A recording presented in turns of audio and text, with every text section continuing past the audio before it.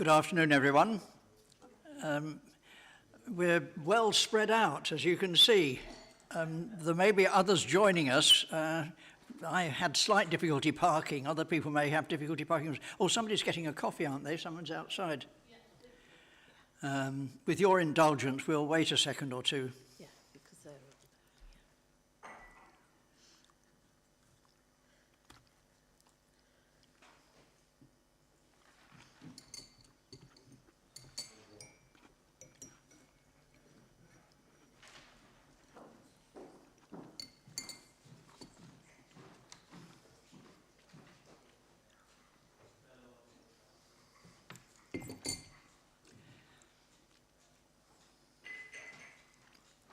Is somebody coming behind you?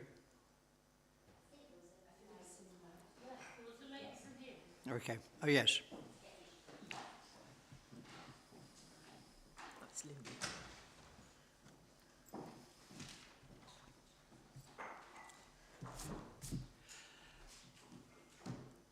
Well, good afternoon again, everyone. Let me introduce myself, Reverend Michael Metcalfe, the elected chair of this Staffordshire SACRE. And since there are people who may not know each other here, including me, could we please go round introducing ourselves and saying whom we are representing, and if you want, a little bit about yourself as well. I'm a retired vicar representing the Church of England, one of several representatives of the Church of England here. So I'm Mary Gale, and I'm the advisor to SACRE. So I'm not a member of SACRE, but I'm here to advise you, and I follow up on all the work from each of the meetings. I prepare the papers, and I support Michael in his role. Previously I was a head teacher of a Beacon Church of England school, and Previously, I was a very junior member of this SACRE when I was in my late 20s. So I have been around a little bit. So lovely to meet you all. Hi, good afternoon, everyone. My name is Hifsa Haroon Iqbal. I am a Muslim resident in Stafford. I am also a retired civil servant with a background in counter-extremism and counter-terrorism. And I currently run my own training consultancy business called RE Engage, working with schools in Staffordshire, but actually nationally as well. Hello, I'm Lindsay Jennings, representing Church of England. So I was a teacher for many, many years, and Senko, I now work for the Lichfield Diocesan Board of Education, supporting 206 schools in total across the Lichfield Diocese.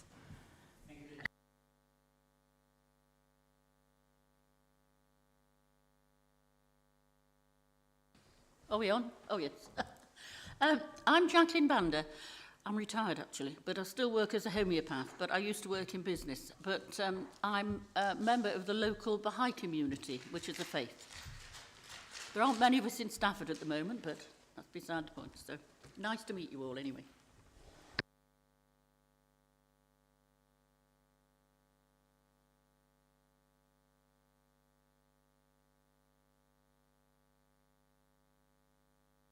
Hello, good afternoon. My name's Linda Goodwin and I'm representing the National Education Union. I was a teacher, head teacher, now I'm a retired teacher.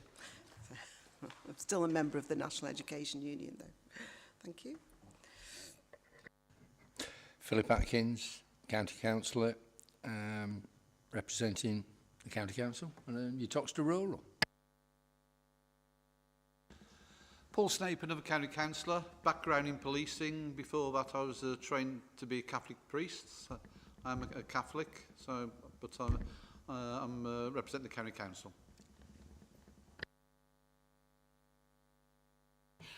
My name's Vicky Wayman. I'm representing the Catholic Archdiocese of Birmingham. I'm currently a deputy head in a school in Staffordshire, and I'm also a registered Catholic Schools Inspector for the Catholic Schools Inspectorate. Hi, I'm Lisa Gretton. I also represent the Catholic Archdiocese of Birmingham, and I'm currently a deputy head teacher in a Catholic primary school in Great Worley. Hi, I'm Sam Fulton. I'm a National Management Trainee at Staffordshire County Council, doing my first placement in the Member in Democratic Services. Good afternoon, everyone, and I'm Jo Pieck. I'm the Clerk of SACRE, so here to listen and take the minutes, and I'm also the Member of Democratic Services Support Officer. Thank you.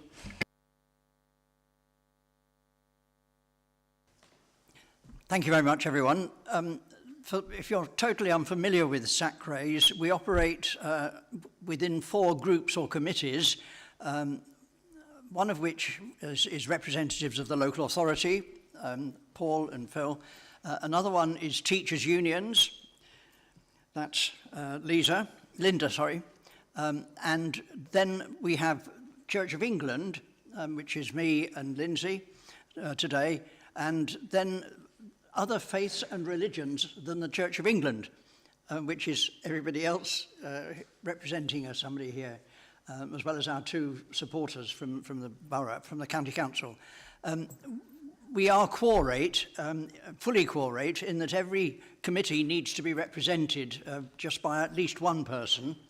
And if we come to a formal decision, each committee is invited to give a single corporate vote. But we probably won't need to make any formal decisions today. So welcome, and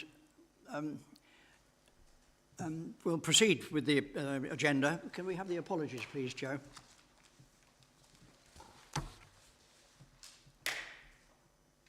Thank you, Chair. Yes, I've received the following apologies.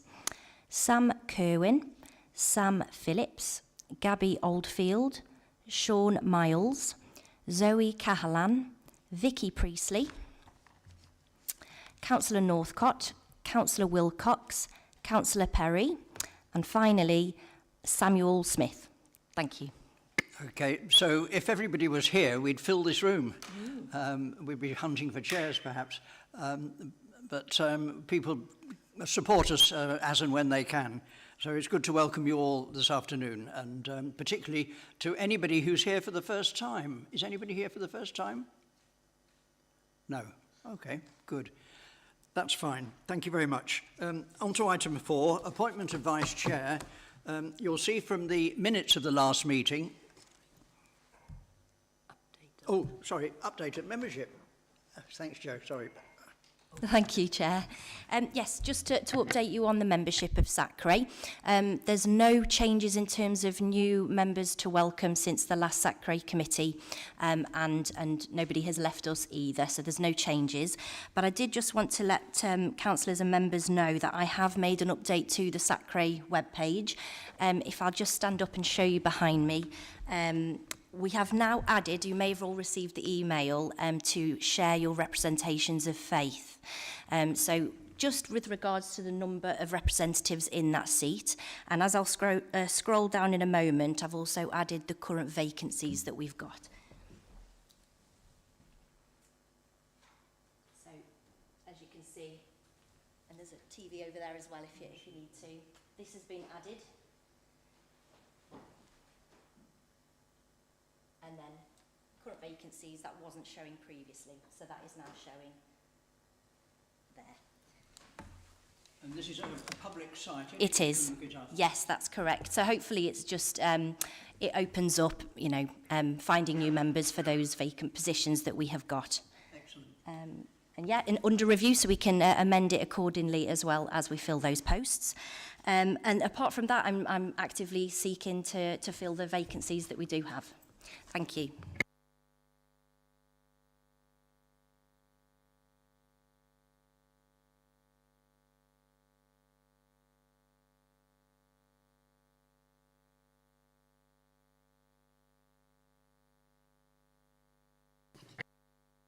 Sorry. One of them has withdrawn, which is Lauren, and that leaves just Hifsa as the single nominated person for Vice Chair. So I propose that Hifsa be accepted as Vice Chair. And if you're in agreement, could you please say aye? Aye. Thank you very much. Well done.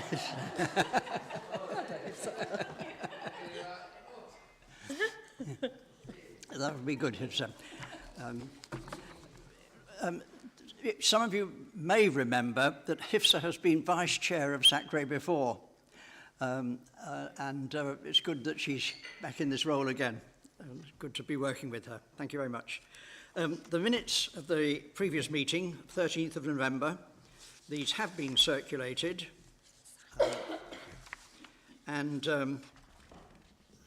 First of all, may I have your agreement that these be accepted as a true record? Move them, Chair. Thank you very much. All in favour? Yes. Thank you. Agreed. And I will sign these formally.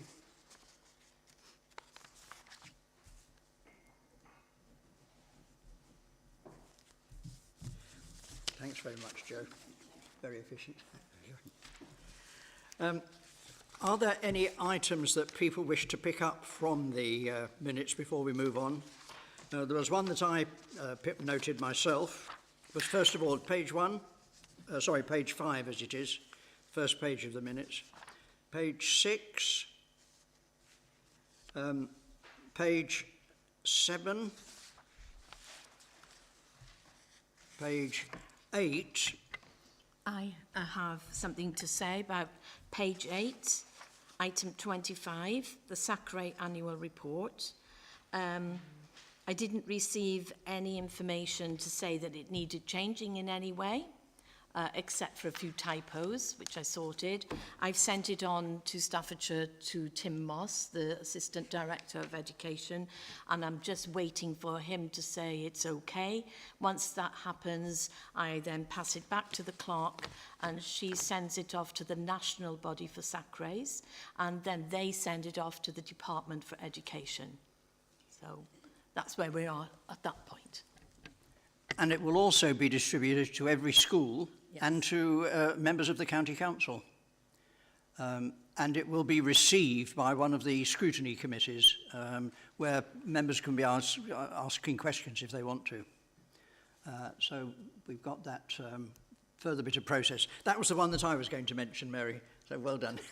No, sorry, that's fine. Anything else on page 8? Page 9? And page 10. Okay, thank you very much. On then to item 7, the first substantial item, update on key issues.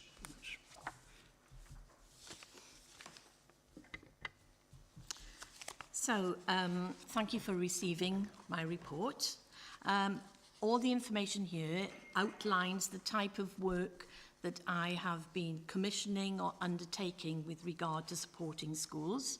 So the first part is the West Hill Legacy Project, and this was a project that we started a number of years ago where we received a grant, and this grant enabled us to start up workshops in schools on Islam and Christianity. The project came to an end, so this is why we call it the Legacy Project. And what happens now is the SACRE, from your budget, you actually pay for speakers to go into schools to talk about Christianity and to talk about Islam. We're very fortunate that we've been able to commission HIFSA's company to do some of this work, and also Sam Phillips, who usually comes to the meeting. She also runs the Christianity part, YouthNet. And I thought it would be a good idea to share with you some of the evaluations that are coming through with regard to schools taking part in these workshops. They are very well received, as you can see on page 12 and page 13.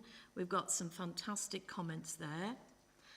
This is only a very brief outline of what is actually said. We have many more comments than this. All of them are very positive, which is good to hear. And we have going forward more workshops planned for next week, the week after. And you know, schools are just so happy that they can have HIFSA in to talk about what it's like to be a Muslim. Perhaps, HIFSA, you would want to just say a little bit about how well these have been received in schools? Yes, thank you, Mary. To be honest, I think saying they've been well received is a bit of an understatement. They have gone down really, really well. both with the students, the pupils there, but also the teachers as well. And I think for me that's quite an achievement, because whilst we are there primarily for the children, for their learning, it's lovely to see the staff getting involved and asking questions, filling in where they can, but being prepared to ask me additional questions for their own teaching purposes as well. So they have been really well received. Engagement in the workshops has been, it's phenomenal. You never know what to expect when you go into schools, but to see the enthusiasm with which children want to learn about, their friends. I've had experiences where they have got pupils in the class who are Muslim, but nobody knew about it. And it's quite touching when these children will put their hands up and say, well, actually, I'm a Muslim. And their friends will look at them and say, are you? And it gives them that confidence that they see somebody who is like them and feel able to actually identify with me and feel a lot more confident to speak about their own faith as well. So it's been quite a wonderful experience and quite humbling in some respects as well. The next section is support for schools. And once again, we've got HIFSA mentioned in this. What has been happening is HIFSA might go into a school, but I also go in to support the RE lead as well. And because Endon is, quite away from Stafford, what has happened in the past is they've not received any support from our SACRE with regard to religious education.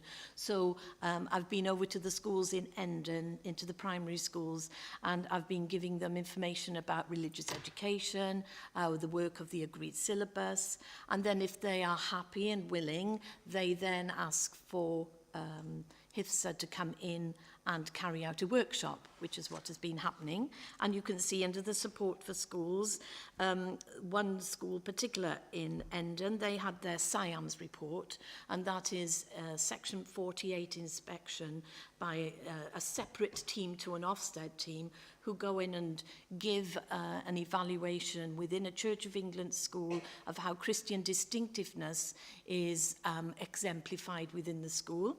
And you can see here we have a quote from the SIAMS inspection report at the bottom of page 13, where it talks about the religious education curriculum. Now, you might say, oh, well, that's to be expected, but not all reports actually mention the RE curriculum in as much detail as we have here, which is praiseworthy. And also it talks about, in their Ofsted report, the school's choir is active, so this is another school where Ofsted have noticed about a school choir, about how they've been engaging with the community and talking and singing about Christian distinctiveness, and I've been in schools supporting with that type of music as well, and also equipping the children for life in modern Britain. That's been mentioned as well in the Ofsted report, and that is as a result of me going in and HIFSA going in as well. So there's a variety of schools. Having been a governor of Cardinal Griffin in Cannock for 13 years, I know what happens if you get a poor Section 48. What happens in a Church of England school if they get a poor Section 48? Is there an action plan done, or what does happen? Well, Okay, so from a diocesan level, we put together an action plan with the school to help them develop the areas which are identified within the report. So they have some more work from us as a team to target those areas. But because of the brilliant uptake we've got across Lichfield, we are seeing that many of our schools are really valuing the support that they receive from our team in terms of both RE, collective worship, and Christian distinctiveness. And that particular school in Endon has had an awful lot of support with their RE curriculum from the diocese as well. So an action plan's put in place, and then the hope is that they are re-inspected sooner than the current 8-year window, what would normally be a 5-year window.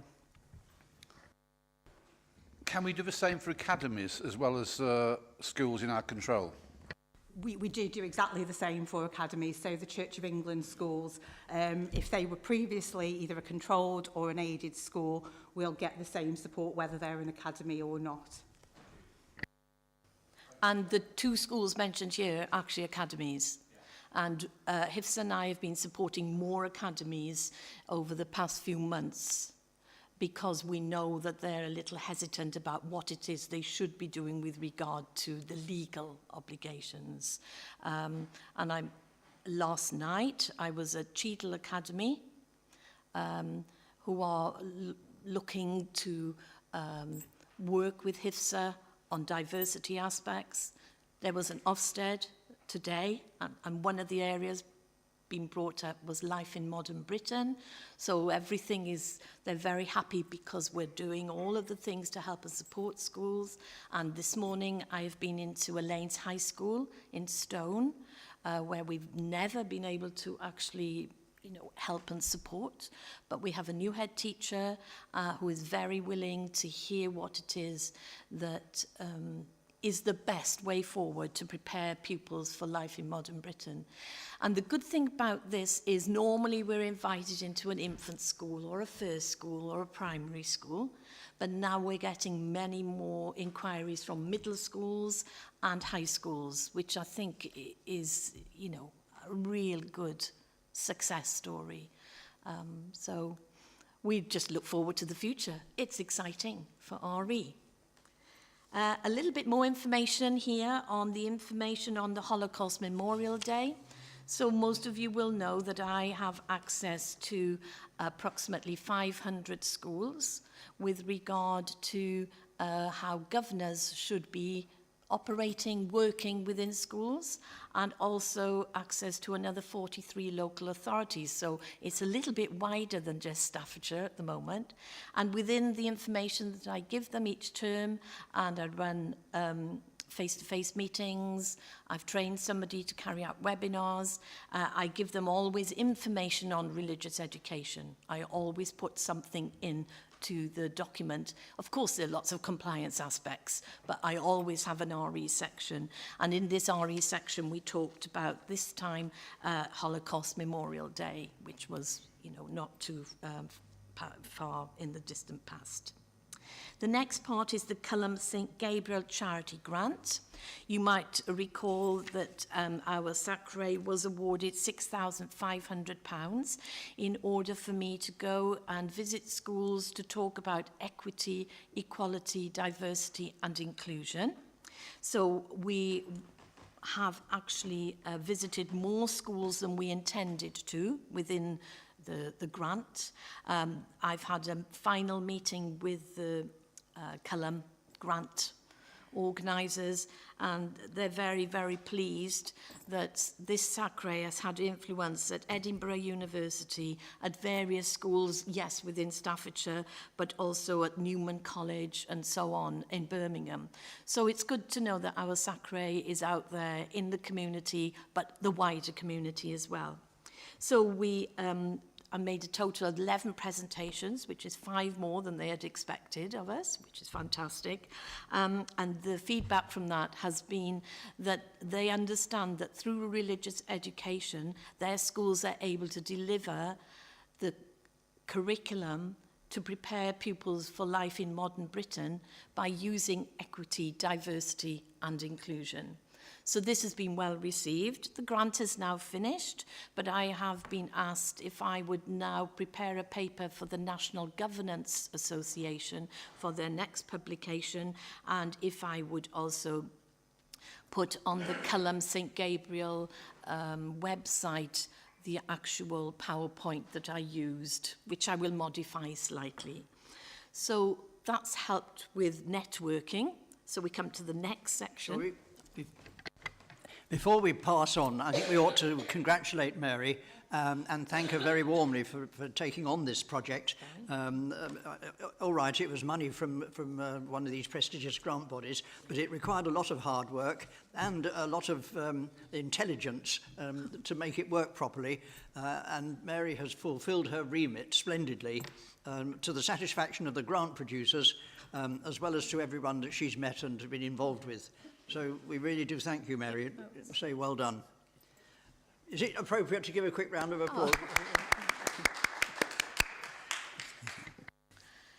Anything to promote difference, diversity and inclusion in schools and support the work of schools is a privilege, just as Hifsa has said. It's been, you know, from my point of view as well, it's been very, very, shall I say, enlightening of how schools thought they were approaching it and then realised they needed perhaps a little different slant. So what we've done is made explicit that which was implicit. So schools are changing vision statements, mission statements, so that the word inclusion is in there. And we know that with the new Children's Bill coming through Parliament and with the new Ofsted looking at how schools are performing, inclusion is a massive aspect. So those schools that have already taken part are very happy that they feel that they're already on the rungs of the ladder. So, and that's through that training. So we're very pleased. Networking, well, I've been on various meetings, as you would expect, for the National Association of Religious Education, the Association for Inspectors, and so on. I've also attended last Saturday in Birmingham a conference on diversity, depth, and disciplines. So that was very enlightening. It was a day where everybody had the opportunity to network with regard to religious education within schools. And you can see that we talked about revolution or evolution within schools with regard to religious education with Richard Quay. We talked about the teaching of sensitive or controversial topics and diversity of ideas at Key Stage 3. So there's lots there for me to think about because it was only last week. So I have to think possibly about how I might need to adapt the work that I have been doing on equity, diversity and inclusion to include some of the most forward thinkers in the country with regard to religious education. And then the final part is the workforce data. Now, for those of you who don't know, the workforce data is part and parcel of a return that the schools have to make to the Department for Education, and I'm talking middle schools deemed secondary and high schools. And within that, they have to state for each subject how many hours they spend on that particular subject. And within that information is religious education. And we have showed you this before, as you know. And you do have a sheet which is rather small, but, you know, in print. But I've tried my best to look at it. I've noticed that there are schools that are written down twice and so on.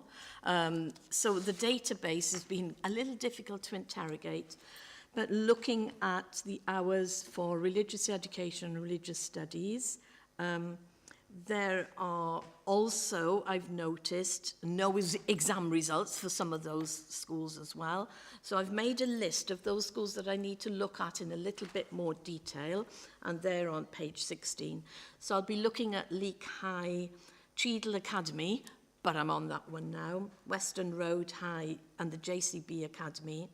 And then I noticed that Norton Keynes did not send a return, but I know that they are teaching RE, because I've been in and I've worked with the head teacher. So I would say that of the schools within Staffordshire, 98% of them are now teaching religious education, particularly in year 7 and 8. It's generally in line with previous figures, but figures for the sixth form are where it's very variable, because that's where schools don't feel students don't need to learn about religious education, religious studies. So I'll carry out a bit more further investigations and follow up some of the anomalies, if you like. Within that as well, on that sheet, you have got the examination results, and I'll talk about those under standards. So I take any questions if they are required. Thanks very much, Mary. I found it very difficult to read this table, to be honest, but I noticed that Mary printed it out in black and white, and it looks much clearer. Yes, it's just life. However, It's only because I haven't got a colour printer. you need to know how to interpret the data and read it, don't you, really? Yes. But as far as Mary can see, we're getting the information as best as we can, and there are gaps in our knowledge, and there are certain things that come out from what information we do have, which Mary is following up in terms of any support that's needed or any further information where it appears that the schools or academies are not fully living up to their remit, or the pupils are not receiving the entitlement that they have. Any questions for Mary on that? Well, thank you very much, Mary. It's always a very full report, current update, and there's going to be more updating in other directions in a short while. Thanks very much. Is it the update on NASACRE now? Yes. Right. I want to offer two things about NASACRE. The first is substantial, the second is personal. And Mary is going to reveal the date of the AGM and conference meeting as well. Oh, that's down here, is it? Yeah. Okay. The first thing is that we are part of a network nationally which NASACRE is actively supporting, and which is led by one of the NASACRE executive, which is the system of regional RE hubs. I received notice just today that the next meeting of the West Midlands Regional Hub is on the 3rd of March online at 6 p.m. Now, I couldn't go to that one myself, but Mary will, and I might, if I think there's no limit on who goes, but it's an attempt to provide a channel for SACREs to work together and to support each other, to have information, to find out best practice, and generally gossip, I think, as well.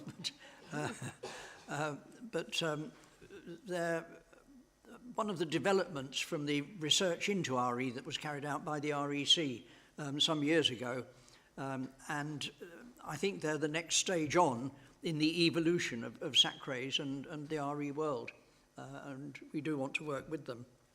There is a certain amount of funding for them. I think the coordinator for the West Midlands is paid 1 day a week to do the RE hub. That we should be getting some kind of action, and this online meeting is part of it.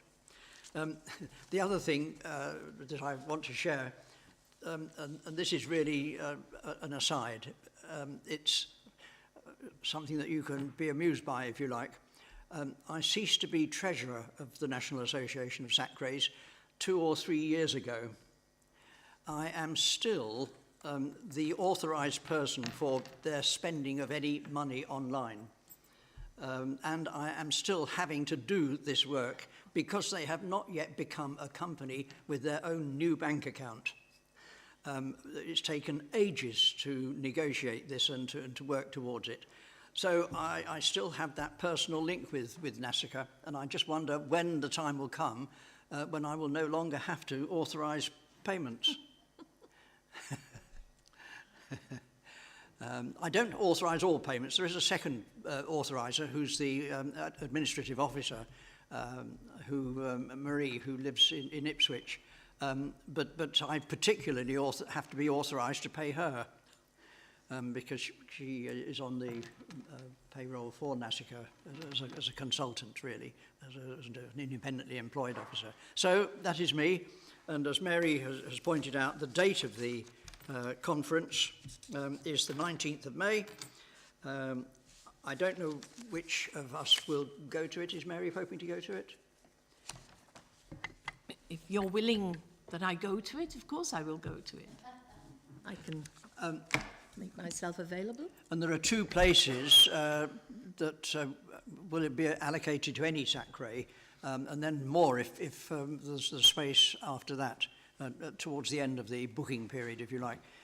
I'm not sure whether I shall want to go myself, but if other people want to, now is the time to say, and perhaps we should put a HIFSA would like to go. Okay, that would be super, yeah. But we might even have 3 of us going, we'll see. But in London, that would be good. Okay. And what happens is SACRE puts aside some funds for because we have to pay to attend the conference. And we've also paid, we're now up to date with the subscriptions because something had happened and we hadn't paid the subscription. Therefore, that was the reason why the login details and the password didn't work.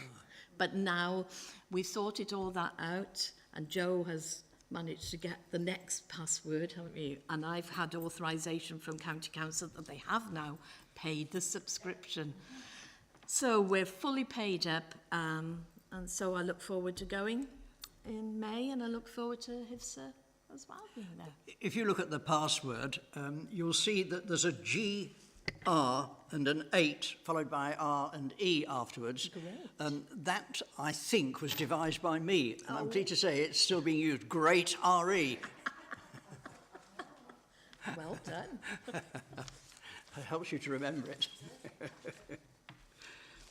Okay. On to item 9. And this is quite significant, really, and it takes us into an unknown future at the moment. Mary, would you like to lead us into this? I hope that you are all aware that the government currently is under consultation looking at the curriculum and looking actually at the national curriculum. And you know, hopefully, that RE is not in the national curriculum. It is part of a basic curriculum that children must be offered alongside relationship, health and sex education, British values. They're not in the national curriculum, but they are part of a basic curriculum. And the government has been asking schools, colleagues, anybody who's interested actually in education, to put forward their views on what they think the next curriculum might look like. I mean, they don't want us to rewrite a curriculum. They just want to know, does there need to be any tweaks, any changes? What do we treasure? What do we tweak? And I say, what do we trash? So we've been, lots of colleagues have been looking at this, and I thought it would be useful for you, as on page 22, to see what the REC, the Religious Education Council, is saying about what should be included in the next curriculum. A lot of people are concerned that Parliament believes that RE is already in the national curriculum, because they've had some debates and they're saying, well, RE is there and it's doing a good job and let's keep it there. But it isn't there. So actually, those in Parliament do not understand the nature of RE within a school curriculum. So that's having to be sorted out. And the REC are making key recommendations, and you can see that it's all written there on page 22. They've asked for evidence submissions and highlighting the professional development of religious education is necessary. Teachers need to know how to teach religious education. Often it's another subject alongside humanities, and usually somebody with a history degree is then said, oh, do you mind taking the year 7s for RE? So it's not always a graduate of RE in high school that takes on this role. So the REC board is stressing the importance of RE, and another colleague from NATRE, the National Association of Teachers of Religious Education, Deborah Weston, she is the actually the colleague who puts together for me the data, the workforce data. So she's well up in the world of religious education. And she's put together a bit of an impact statement with regard to the new curriculum and the impact that RE might have or might not have with regard to its teaching. There is, some people are calling for a national standard for religious education. Some people are saying, no, it needs to be kept local, as we've done with our local agreed syllabus. Some people are saying, well, those local agreed syllabus are not fit for purpose. Others are saying, well, ours is fit for purpose. So we're not quite sure where this is going to go, but we do know that there's a big consultation out there, and it might be hand in glove with what Ofsted are going to be looking at as well, and that's going to start, isn't it, the new Ofsted regulations, if it all goes through, will start in November. The implications for academies, with regard to the general national curriculum is that, I don't know if you know, but the academies do not have to teach the national curriculum. They have to teach a broad and balanced curriculum. And the government are saying this doesn't seem right. All children should be given access to a similar curriculum, such as the national curriculum. And they're looking into whether they're going to say all academy schools must teach the national curriculum and must teach the national curriculum that we are now tweaking. All schools then will be on a level playing field. They worried about children moving on perhaps from a maintained school to an academy school and not receiving similar information. So all of this is enveloped within the RE world as well. Some people want RE in the national curriculum, some want it outside of the national curriculum, and so on. So we're just waiting to see what happens. I'm uncertain whether you are aware of all of this at the moment, or whether today is news to you. Thank you, Mary. I've had a kind of whimsical reflection while you're talking about this. Right. There is a debate on at the moment as to where our education system is going, and RE is going to be bound up with that. And if it's just left on the margins, which is the concern, it will gradually wither. Its function, its role and its support will become more and more vague and weak. And I think that's part of the concern here. Having said that, of course, RE has evolved itself, and it's not what it was 20, 30, 50 years ago. And we're looking at a quite different kind of activity here now as part of the education that all pupils should have to prepare them for living in a multifold, what's the word I'm looking for? Multicultural, a kind of plural society. The whimsical thought that I had was that within this country there is a very strong tradition of not being constrained too much by the centre, a sort of liberal kind of desire for autonomy, for freedom, for being able to choose one's own path within certain limits, say perhaps. Sometimes opposed to the rather mythical view that there is of French education, where every pupil in every school is doing the same thing at the same time, because that's ordered by the centre or dictated by the centre. We're moving back from the sort of total freedom that academies might be said to have thought that they had, to something a little bit more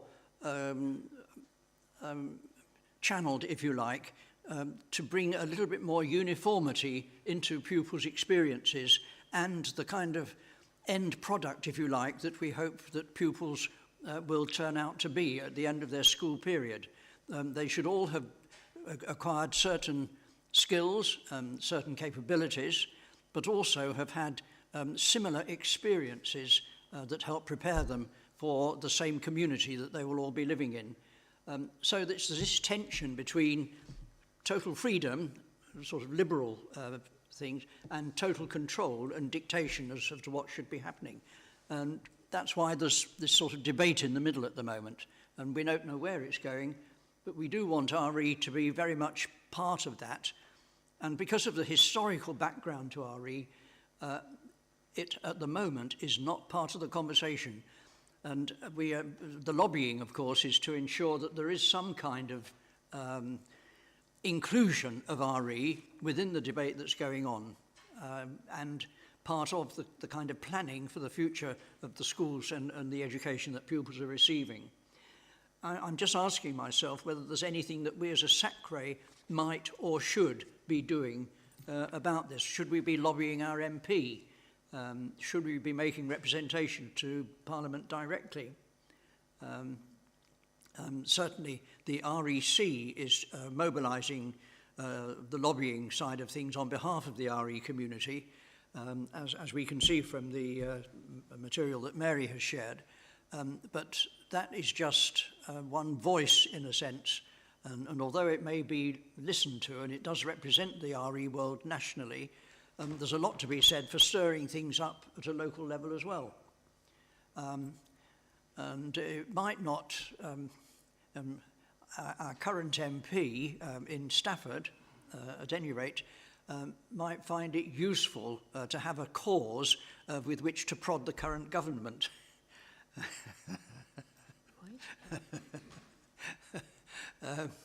So, Can I just say, I would have thought at this kind of quite critical juncture, it is worthwhile doing something at a local level, because otherwise we will just get ignored, I would think. Now, whether that's as a group or individually, I'm not quite sure, but it's probably, I think it's definitely worth considering.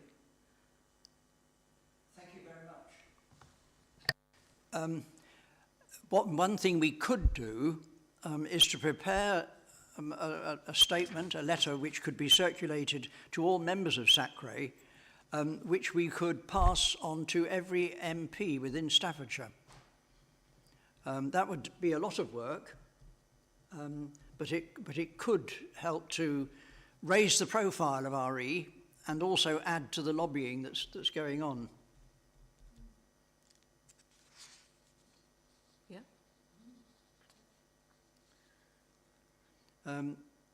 So if you're thinking that this might be a possible way forward, Mary and I could draft a text and circulate it to SACRE in case somebody feels that there is something which shouldn't be sent out in the name of SACRE. I think we need to get that sort of clearance for it. But then we would try to send this as a matter of some urgency to every MP within the county, of which, how many are there? 20?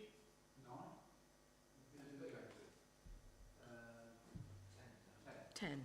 Oh, just 10. Oh, that's not such a bad... Yeah, okay.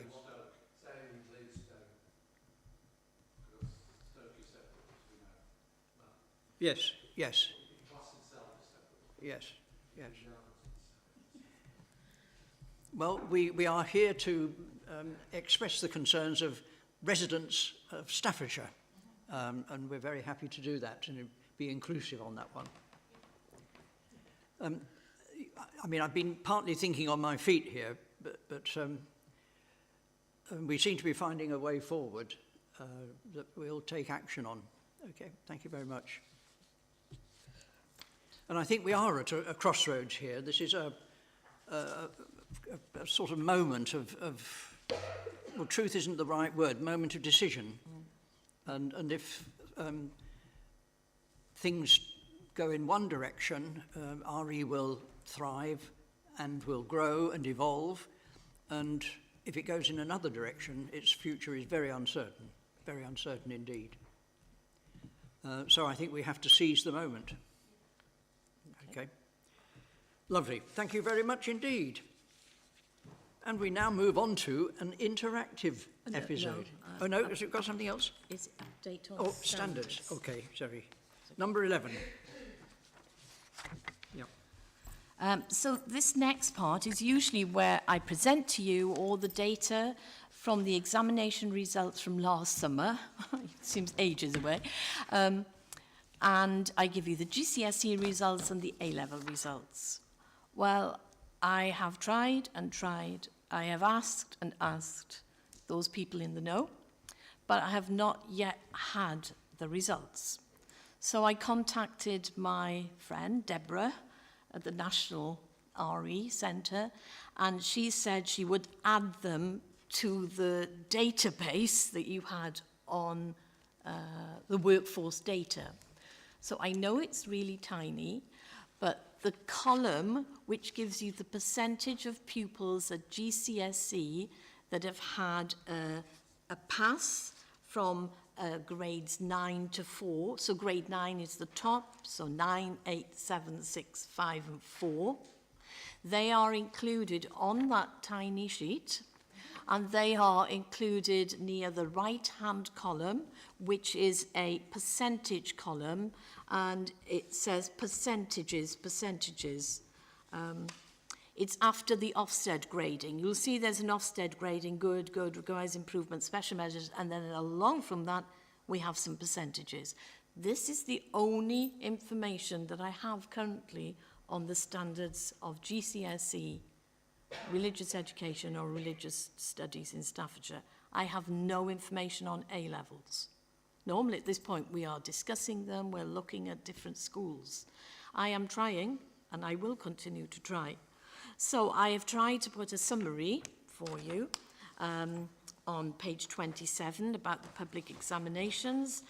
And what can I tell you that overall within the country, the whole country, not just Staffordshire, that within the whole country, more girls than boys are entered for religious education, but I think that's always been the case, and those of you working in schools most probably will nod away and say this is the case. That we are seeing a return to pre-pandemic results, because we know after COVID or during COVID, there were different ways of actually marking these examination papers. So the good comparison is to make a comparison actually back to 2019. And nationally, religious education, religious studies has got the 4th highest proportion of grades from 7 to 9, which is actually very pleasing. So those that undertake the GCSE in religious education, religious studies, they actually undertake it and learn well, which is good news for religious education, I feel. On the bottom of page 27 and over onto page 28, I've given you the historical context with regard to religious education. But where it says 2024, I have put question marks because I do not have overall marks for the whole of the county, a percentage. Then I've given you a little bit more of historical data as well, where I've given you the 2019, 20, 21, 22, 23, and the 24. I don't know the national averages or the Staffordshire averages, but I'm hoping that we can say that we are around about still the national from 2019. That is my hope, because this is where schools are making comparisons. Let's go back to 2019. So the emerging data on page 29, I've given you the information for those schools who did really well in 2023, and I've then in 2024 I've made some comparisons, and I've discerned this from the information on the sheet with the very small print. And we can see that the John Taylor mat is the one that does so well in Staffordshire with regard to religious education at GCSE. And this is for the gradings of 9 to 4. So if you look at that, you can see some have fallen, some have increased, like the Paisley Catholic School. A few of them, as you can see there, as I've said, are falling, but others are holding their own. King Edward VI, they've gone up, which is pleasing. The Rawlett School has gone up tremendously, which is worthy of note. The King's Academy, which looks very low, but that is one of the newest, I think, Lindsay, that's right, it is one of the newest high school academies that we've had, the King's. And before, they didn't do very much with religious education, but now they are every single student's entered for religious education there, and they all study all the way through. Yeah. So that's why I've added that one in. Or you might say, but it's so low. But actually, this is a school that is striving so hard with its religious education. It's pleasing to see. And then we've got Blessed William Howard, which is great because they've increased theirs. And then Thomas Bowie, I couldn't find their high school results from last year, but this year we've got 90.90. So I'll be looking back historically to see where they were. Paul. Yes, I stepped down from Cardinal Griffin in 2023, just before it became an academy. It went with Paisley's, it's like Paisley's third school. And a Catholic school that becomes academy to improve its standards, then its religious education drops by 3.5%. I'm sorry, there's something wrong there, and I hope Steve Bell, who's now taken over as temporary head of Catholic education in the diocese, will do something about it, because of course he's the former head of Paisley and who instigated the change to Cardinal Griffin against the 6 feeder schools' wishes, I believe. Hence I'm no longer a governor. And I've said this is emerging data, so when the data is validated, there may be some percentages lower, higher, and I'm hoping, and I know it sounds awful, I'm hoping to produce that in June, but then we are a year out of date again, aren't we? Yeah. And the reason for this as well is the government was very slow in releasing the data for GCSEs and A-levels under the data set called ASP, Analyse School Performance, and the IDSR, the Inspection Data Summary Report. Those, I think people are nodding, those were issued late anyway in the year, so I think possibly people haven't caught up on analysing the data sets. But this is the data I have to date, not from Staffordshire, but from a national body. So I am waiting for the authorised version. Sounds like the Bible, that, doesn't it, Mike? Yeah. I'm waiting for the authorised version. No, the revised standard, I think. Mary, this is quite illuminating in many ways, isn't it? In case people haven't picked this up, the numbers in brackets against each school on page 29 are the numbers of pupils entered. And it's a considerable number of pupils that are actually taking these exam courses in RE and which indicate some kind of result from the RE that they've been having during their school career. So this is a measure of some achievement, I think, of some kind of result. And I think we should, if it's appropriate, if it's not too premature, express our congratulations to those where there's been either a consistently high percentage or a notable increase in the percentage of the higher grades. So perhaps if we can ask Mary to do that from SACRE. Yeah. Say we noted this and we're very pleased. Yeah.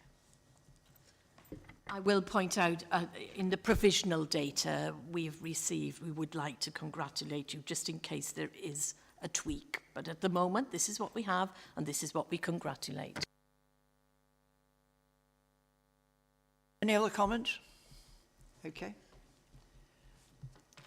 It's interesting that we have Roman Catholic participation and dialogue here on this one as well. Not every SACRE is so blessed, if I can put it like that. That's very good. Thank you. Now we do... Linda. Sorry. Yeah, thanks for the information, but it's ironic that despite the fact that RE isn't on the national curriculum, lots of schools have great success with it. And I think that should be put in any of the comments to the MPs, that we have really good success with RE teaching in Staffordshire. Now I think this really is the interactive session. No, isn't it? It's the budget. The budget. Well, you want to do that at the end, the interactive one at the end? Yeah. Oh, I think we're just on the budget at the moment. Are we? Oh, no, we're not. No, you're right. You are right. Well, it doesn't matter. It doesn't matter. You are right, Michael. Just ignore me. It's for the best. Well, it's over to Mary for the interactive session anyway. Well, the interactive session was going to involve somebody who actually delivers RE within a school. I thought that would be great to talk to somebody about what it actually means to be teaching RE day in, day out in a multi-academy trust. Unfortunately, Sarah was unable to join us today because she's teaching a lot of RE. But she has sent us a video of her and how she teaches RE. I've worked, I don't know if you've worked with Sarah, Lindsay? No. Okay, so Sarah, I've worked with Sarah for a number of years. She was a teacher, and then she gave up her teacher role and became a teaching assistant. And in her teaching assistant role, she has been given the remit of teaching RE across the whole of the multi-academy trust that she works for. She has started off slowly, And you will see from the video, you will see how her role has actually increased tremendously. Every term, I go online with Sarah and we run network meeting for schools, and we sit together online and we talk about RE in general, moans, groans, happiness, successes, challenges, all those types of things. And she actually sends out all the information. She actually puts it together. I'm very grateful to her, actually. And I sit there and I listen and contribute as appropriately, and I always make sure that our SACRE and our agreed syllabus is talked about. So I always do that little bit of an update. So we're going to have a listen to what Sarah says. We might have to work on the sound quality and see how loud that is. It's about 14 minutes long. But if at any point you think, yeah, we've got the gist of this, just give me a wave. And we will stop it at that point and talk about how a member of staff can be developed and what avenues there are available for them to develop themselves. So let's see what we can do. Sarah works in Lichfield, in Chadsmore, I think it is. She'll tell us.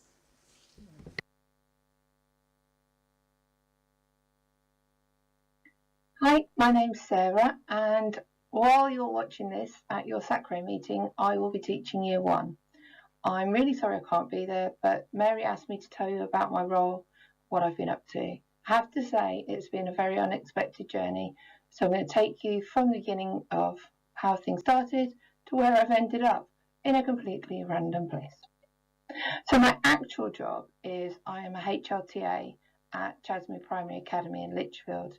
My role is beautiful. I teach all the religion and worldviews across my school. So I start in nursery on a Monday, and by Friday I'm in Year 6. I have an hour with every pupil in the school, and I love my job. I used to be a teacher, decided to downgrade myself to be a TA to make my life easier. You can see it hasn't exactly gone to plan over the next couple of slides.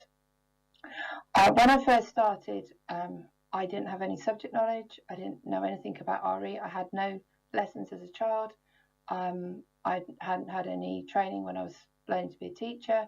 And I asked NASACRE if there was a local group for Lichfield, and they said no, but would I like to set one up? So 5 years ago, I set up my local group. It's a small group. We have like between 5 and 10 people.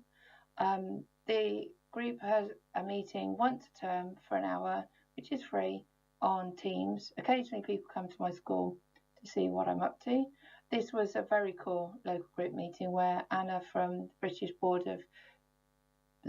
of British Jews, it's very hard to say that, came along and gave us some amazing CPD. So the groups have ranged from just networking to curriculum design to subject knowledge about Islam. They've been really useful to the few people that have been able to come. But if I help one person, that might make their day easier. Life changed dramatically for me when I went to the curriculum symposium. I'd spent 2 years, the COVID 2 years, writing my curriculum. And I went to the curriculum symposium I was selected by NASACRE to go, and it was amazing. I spent 2 days with the best curriculum designers in the country, including Richie Quay from Ofsted, and it completely changed how I wanted to teach. So I redesigned the curriculum that I'd spent 2 years of my life writing and resourcing. This is my early years curriculum. It's over 2 years because we have nursery and reception, using very heavily the resources by Jill Vasey, her Puddles books. And I teach mainly Christianity with a bit of Islam and freedom of religious beliefs in there too.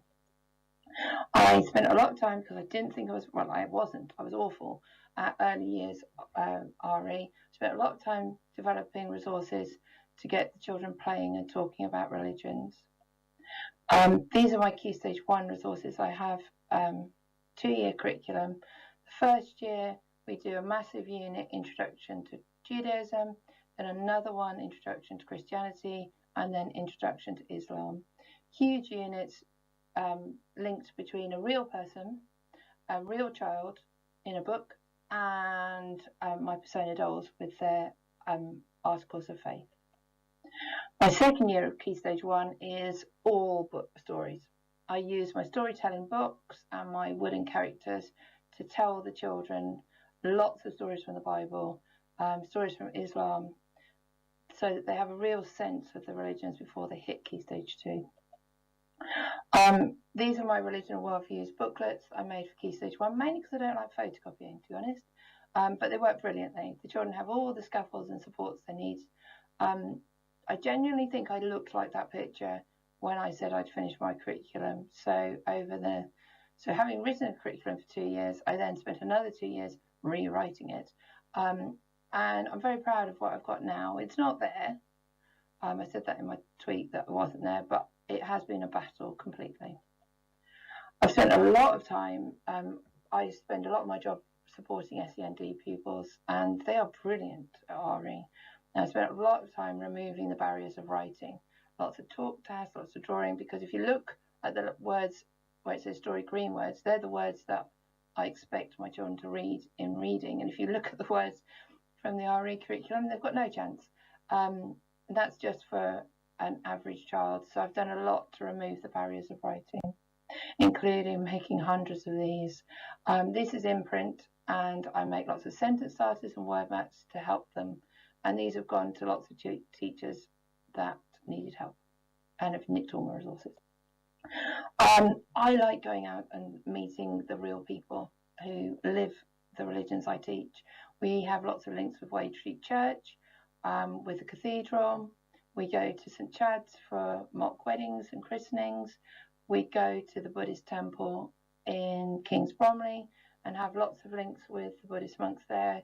The children learned Buddhist chants in year 3 and year 4 to then go and work with them. We have Mark from the Humanist Society come in.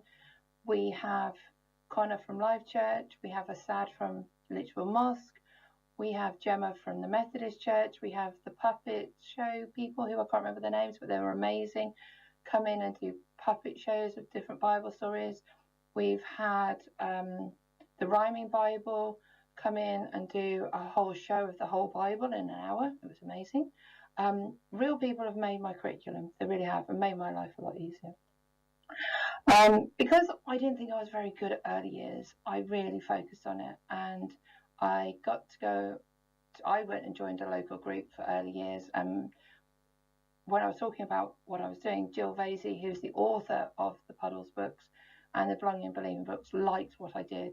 So she had an In Conversations webinar with me and 2 other RE leads to network and show people across the country basically what I was doing. People liked it. Quite shocked I was. I thought I was just doing normal. Jill wrote 8 books about different children who are from this country, who have videos that go with the books, and I use these across my curriculum. So Jill and I now work very closely together because she did the hard work and I put it into classrooms, and then I go back and tell her what I've done, and she tells me how I'm going, and we share it with lots of people. This hasn't happened yet. This is happening this week because you're watching this in the future. I'm doing a webinar with Jill on my suitcases, basically, my children's suitcases that they use to link articles of faith so they actually have real distinct knowledge of the different religions. I then got selected for the leadership course. This still blows my mind that I got on this. The Cullen St Gabriel leadership course is for people who run RE groups outside of their school. And it gave you a mentor and different people to work with. My mentor last year was Ruth Flanagan from Exeter University. This year I'm with Helen Sheenan from Sheffield University. It is the most amazing thing. And there's only 10 people in the country who get to do it each year, so I was very honoured. Last year I wrote an article about the RE Researchers approach. I worked with Rob and Giles Freethy from Exeter University, who wrote the original academic paper. I'd read the paper and I was using it in my classroom, and I think it was the most nerve-wracking 10 minutes of my life was Zoom calling Rob and Giles and telling them how I use their research. It was very scary, but amazing. And I wrote my article and they read it and it went back and forth, ended up being published in RE Today magazine, which is very, very exciting.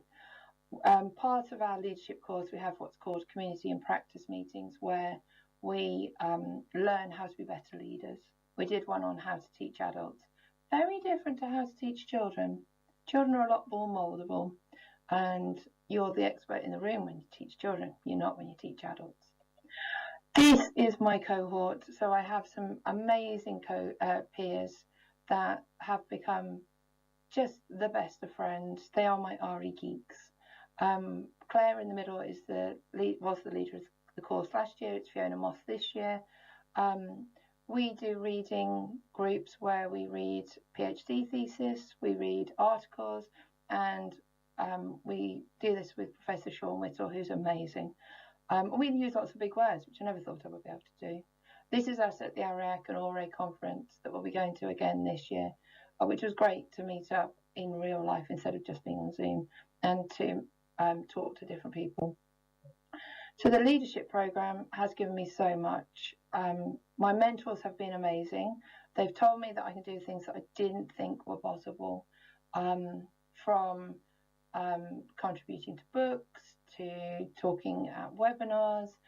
They have basically opened doors and given me a voice in the RE community. This is a book that I was asked to write a contribution for. I don't know how big it is. It might just be a sentence. I'm hoping for more. It's called The Scaffolding Effect, and I was asked to write how I scaffold and support children with SEND, or any child really, in RE. And so I contributed to this book. Wouldn't buy it in hardback if I was ever going to say it. £130? Never. But I'm looking forward to that book coming out. And then I got nominated to go on the NASACRE exec. So NASACRE have an exec of 20 people who are 10 primary and 10 secondary. And we meet up 3 times a year, and we do lots to promote RE across the country and to support people, basically.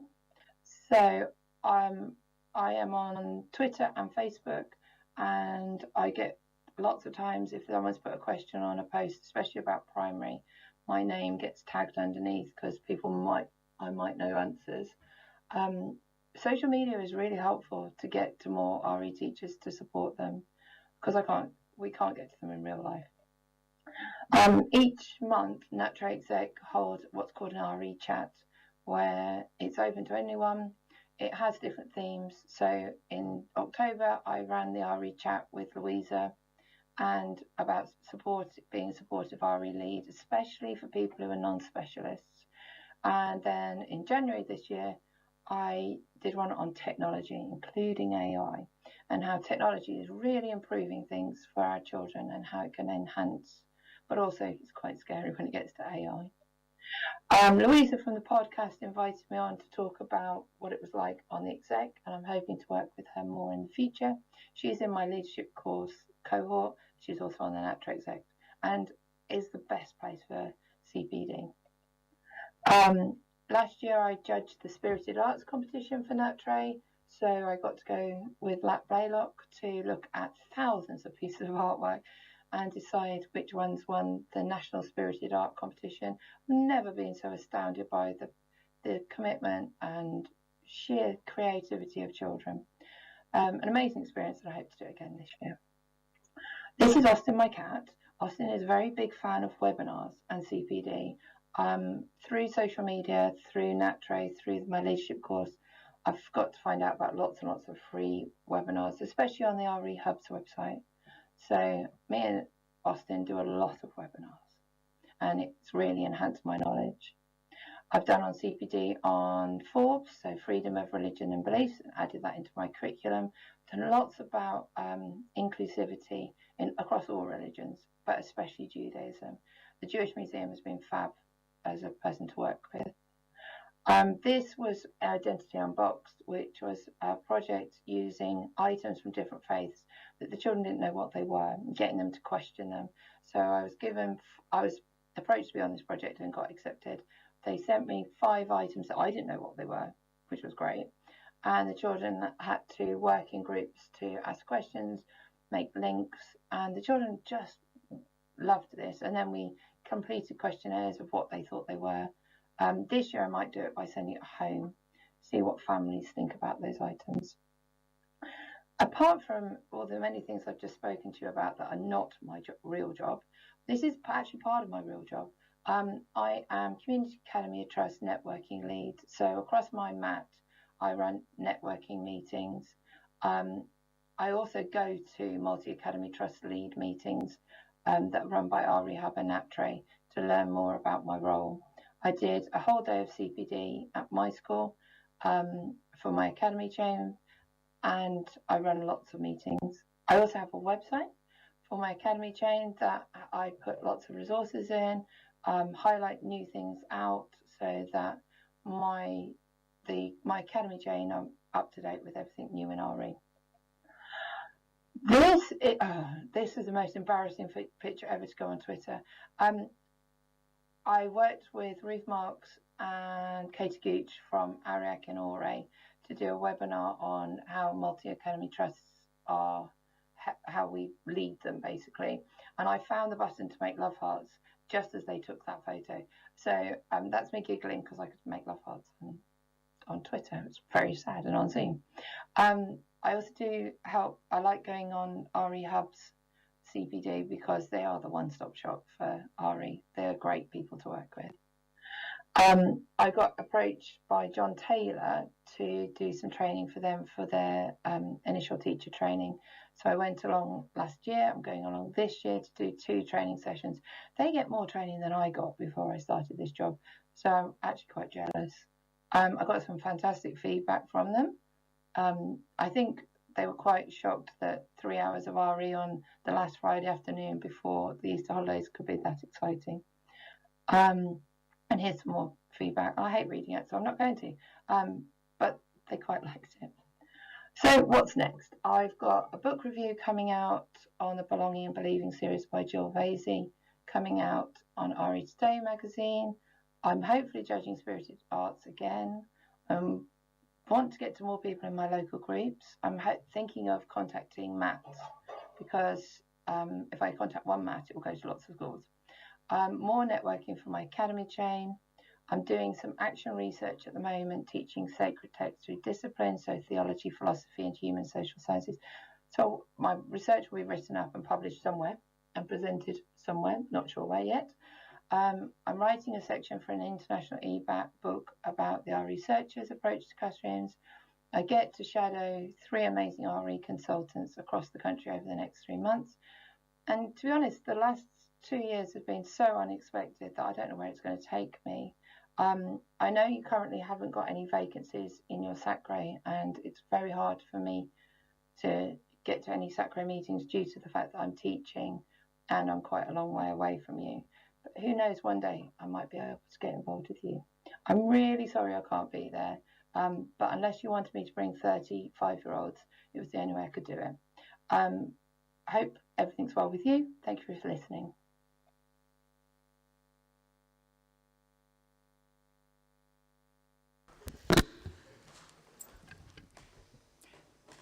Well, I hope you were able to gather and hear most of that. The sound quality wasn't perfect, but I haven't come across Sarah Dennis before, I have to say, and she's obviously a national figure now, sort of, and that was as much a promotion of her work as it was an insight into actually doing RE, I thought. But nevertheless, it's interesting to know that we've got someone who is so active and promoting the subject within our county, and also might be interested in joining us one day. We'll see. She is interested in joining SACRE, but she has indicated that the times of the meetings would need to change to accommodate her teaching. And I said, well, what happens is all of us try our best to accommodate SACRE meetings, only 3 times a year. And if she felt she wanted to join, then she was to look at what vacancies that we had and see if she could fit into any of those categories. So we've left it like open-ended for her. I think she has emailed us both a couple of years ago to say she was very interested in becoming more knowledgeable about religious education. And you passed the email on to me, Michael, and then I contacted her and talked about a journey of RE and what she could do if she fully engaged. Which she is now doing. Which she is now doing, which is very, very praiseworthy, I must admit. This is great. Any further comments or discussion? Okay. HIFSA did ask, was it common in schools for a higher level teaching assistant to teach religious education? Before she left, she asked me that question. And it is variable, but I do know that in many schools, the HLTA does teach quite a bit of religious education. I don't know whether Lindsay wants to come in there, whether she's had experience of that as well.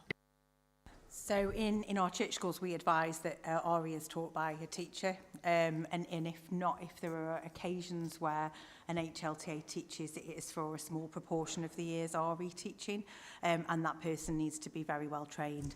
I think the difference with Sarah is that she was originally a teacher, which mitigates some of that risk, but I know she's worked very closely with NASACRE to support her in putting that curriculum together, as well as those other agencies. So as a Church of England school, we advise that it is taught by a teacher.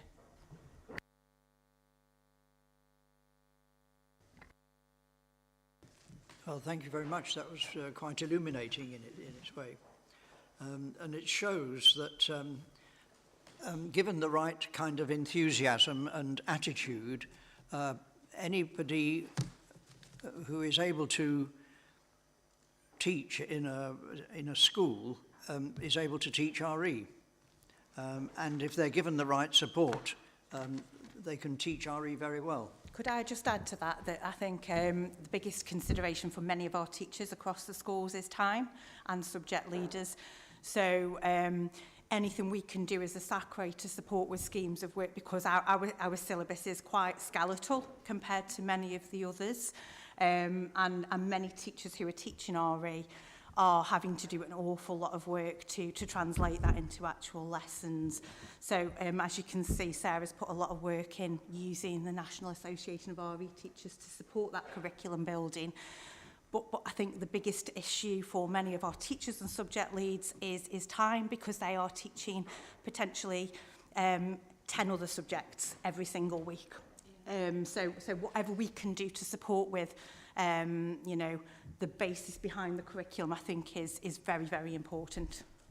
And that's what we spend much of our time doing, translating that, and we've done into a scheme of work for our church schools, translating that agreed syllabus into that curriculum that schools can pick up and they can use to plan a series of lessons. And SACRE, we now have the Entrust website for religious education. On there are lesson plans for the autumn term, spring term and summer term, which teachers can use or expand as they so wish. Within the actual agreed syllabus itself, all the autumn term plans are provided, if you remember, in the appendix near the end of the syllabus. And I have meetings, individual meetings with schools who wish to expand on that. So we meet together, and where help is asked for, we provide it. The main thing is we can't force anybody to actually teach in such a way. I mean, we can't say you must teach this, you must teach that. We give them the skeleton, we give them plans that they can follow if they so wish. And some people have written to say those have been very useful. And as Lindsay said, we have saved a little bit of time. Next time when we meet together, one of the items I will bring to you is some RE work from the Oak Academy. Now that is an academy sorted out, if you like, by the government, by the DFE, who've received money in order to provide lessons for teachers on certain aspects of the curriculum.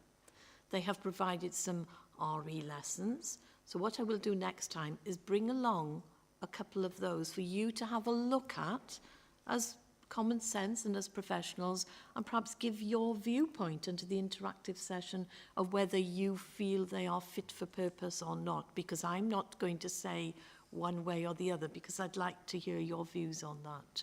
So that will be the interactive session next time. So if anybody wants to start looking at that, it's all free and available on the Oak Academy site. It's all there for you to look at. Thank you, Mary. And just another footnote on one comment that's emerged. We don't always review our activities as a SACRE with as much scrutiny or kind of self-appraisal as we might.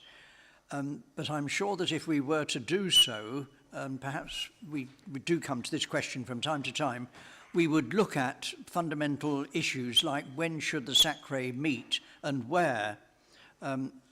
It's assumed that, partly for cost reasons, that meeting here is going to be serviceable, if not ideal, and the Wednesday afternoons have traditionally been the time, but that isn't written in stone, and we might wish at some point or another to open up the question of whether this is the right way or the best way for SACRE to meet. It suits me, but then it might not suit anybody else. It probably suits Mary quite well. Yeah. Thank you, Councillor. If you have any comments about that, perhaps you can store them up and we can share them at another time. And it may be that if we were to meet at another time, attendance would be slightly better. But if we were to meet at another time, attendance might be slightly worse. We don't know how the swings and roundabouts would work out on that one yet. Okay, thank you very much. So, we move on to the SACRE Budget, item 12. You were sent some supplementary sheets. I think that was last night, wasn't it, Joe? Yeah. All I need to reassure you is that at last we've got a handle on the budget after all these years. And the reason for that is, and Trust no longer run the budget. I run the budget now with Staffs County Council. I don't know whether you call this good news or not, but I have been commissioned to continue in my role from April onwards. Currently, Entrust pay some wages for me, and they pay me 1 day every month to work on all of the SACRE work. I asked if they could pay 1 more day because the annual report takes a day, so they have authorised 13 days over the year to do the work. So it's pretty full time at times, as you can imagine. But it's good that they are actually supporting and have increased. So let's be positive there. Then, of course, we have the SACRE budget, which runs separate, if you like, to what they pay me. And the SACRE budget that you have here, this is quite a different budget, because within this we also have the Culham St Gabriel money, which was divided up into 2 payments, one in the previous financial year and one in this financial year. And we have been using the grants that we have here to provide workshops, mostly to do with HIFSA and to do with Muslim and Islam education, and to do with the Christianity aspects through YouthNet and by my going and visiting schools and so on. And that comes out in addition to the amount of days that I'm paid as well. So we've definitely got a handle on this budget. We've got £280 left. We have 1 more workshop, which is about £200.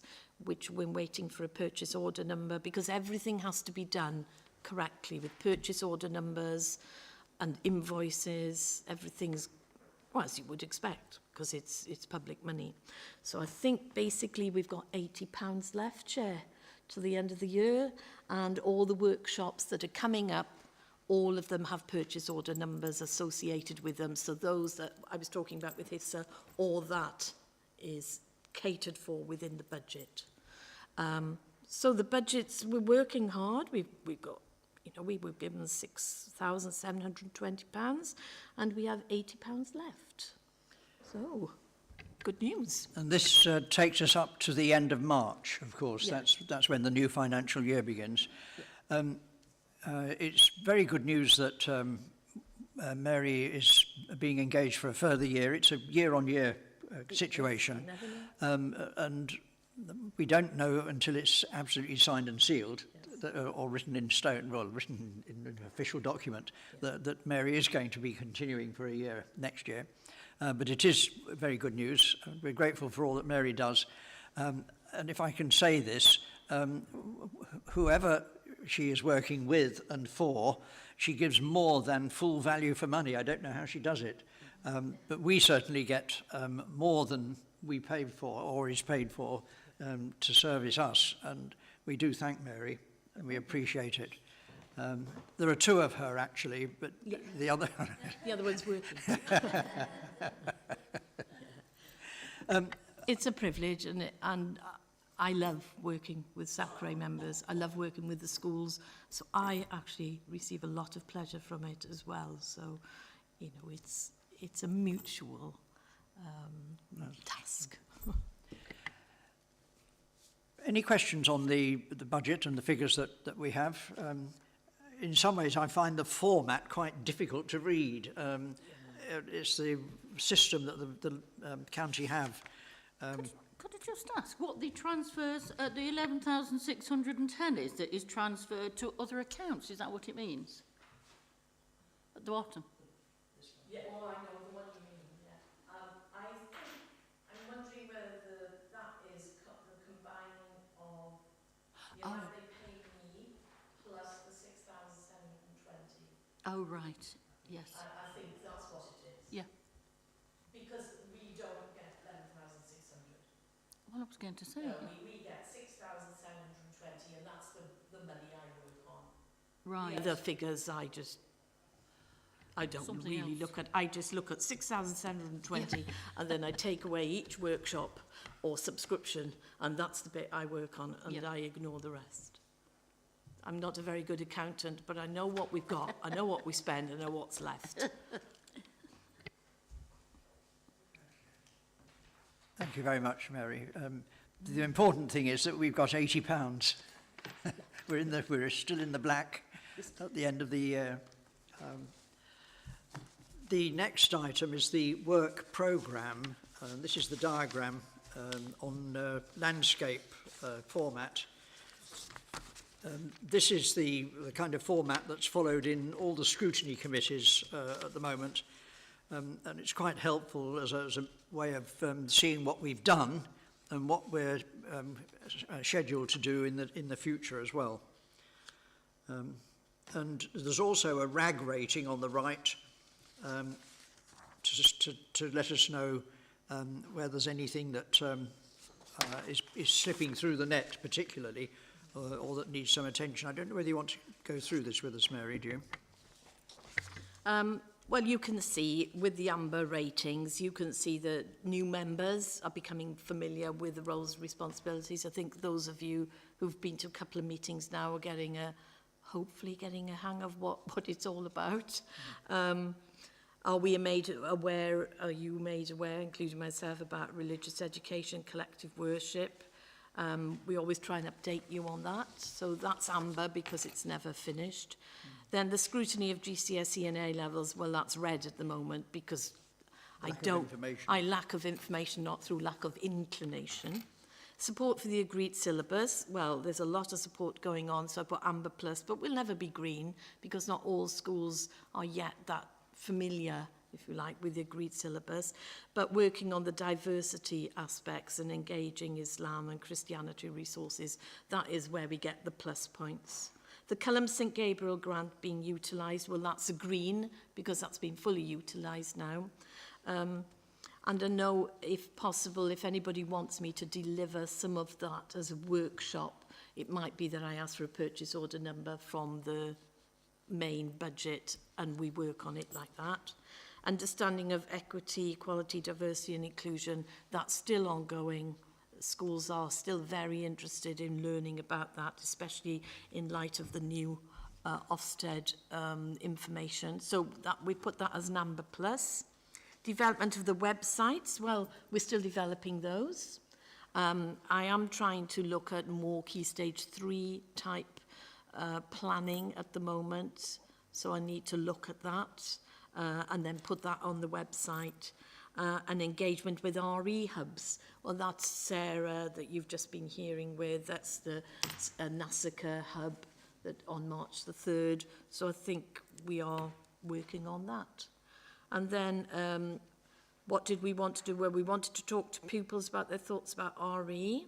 And so pupils have been sharing that. Share impressions of teachers of RE with SACRE. So you've had that today. And the celebration of great RE throughout the county. Well, I might ask Sarah to say, give me information on the Spirited Arts competition and were there many Staffordshire schools and how did they get on? So we could use Sarah in that respect, couldn't we, to give us that information. I know HIFSA was keen that we actually run our own arts competition, but it's a case of a venue. It's a case of the logistics of getting all the art to the same place at the right time, returning it, and then it's a case of deciding who is the winner and who is not the winner.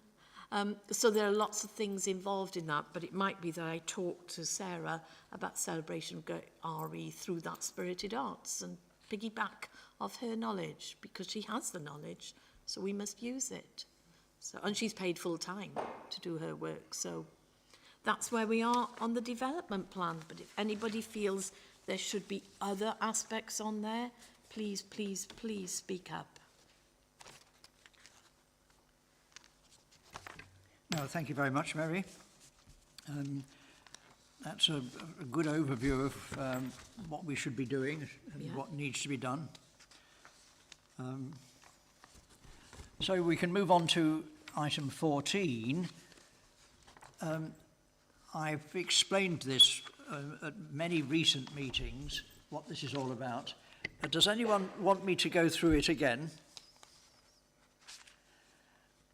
I get that as a no. Let me declare then that we have received no requests for variation of practice. End of item. Okay. And we have the dates of the next meetings, 25th of June and the 12th of November.